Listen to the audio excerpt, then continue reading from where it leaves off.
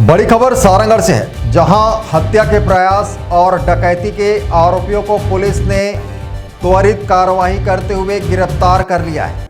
Police अधीक्षक अंजने वासड़े, अतिरिक्त police अधीक्षक निमिषा पांडे और एसडीओपी स्नेहिल साहू के निर्देशन में गठित पुलिस टीम ने 7 आरोपियों को घेराबंदी कर पकड़ा। घटना 2 जुलाई की रात की है, जब मयूरेश केसरवानी उर्फ बंटी पर 10 से 15 लोगों ने हमला कर लूटपाट की।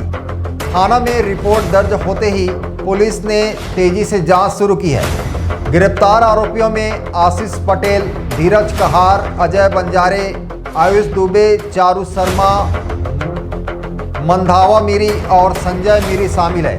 सभी को 3 जुलाई को गिरफ्तार कर न्यायिक रिमांड पर भेजा गया है। Bureau report ACN 24।